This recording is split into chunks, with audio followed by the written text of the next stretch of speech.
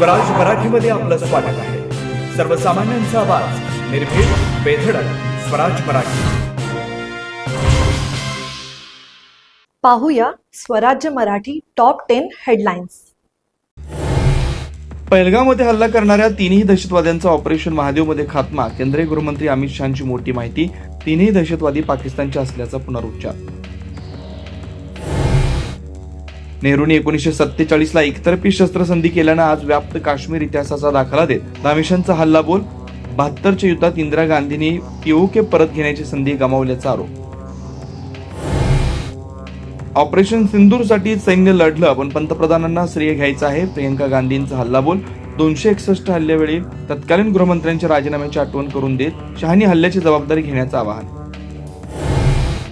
भातघर संविधान आणि कृती अजिबात खपवून घेणार नाही. सरकारला अडचणीत आणणाऱ्या मंत्र्यांना मुख्यमंत्र्यांकडून तंबी. ही अखेरची संधी असल्याचा इशारा.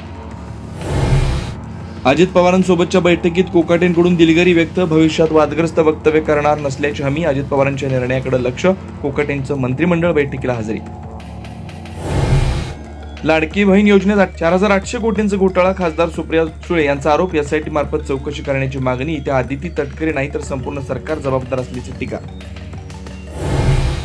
न्यायालयात पती प्रांजल खेबलकरांची बाजू मांडणार पत्नी रोहिणी खडसे. वकिलांचा कोट घालून युक्तिवादासाठी रोहिणी खडसे कोर्टात हजर. तर सहकारी वकील म्हणून राष्ट्रवादीच्या रुपाली पाटील उपस्थित. राज्यपालांच्या भेटीनंतर ठाकरेंच्या शिवसेनेचे नेते आता राष्ट्रपतींना भेटणार. पुढील आठवड्यात भेटीचा अंदाज. मंत्री आणि सत्ताधारी पक्षाच्या आमदारांची तक्रार करणार. महाराष्ट्रात वसई, नाशिक आणि पुण्यास 12 ठिकाणी ईडीचे छापे. वसईतील बेकायदेशीर बांधकाम प्रकरणात माजी मनपा आयुक्त अनिल पवारांच्या घरी झाडाझडती. मुसळधार पावसामुळे पुण्यातील खडकवासला धरणातून मोठा नदीत विसर्ग. नदीपात्रालगत असलेल्या इमारतींच्या पार्किंगमध्ये पाणी तर भिडेपूल रस्ते पाण्याखाली. आता इथेच वेळ झाली थांबण्याची. भेटू पुढील अपडेट सोबत. चॅनलला लाईक करा, शेअर करा आणि सबस्क्राईब करा.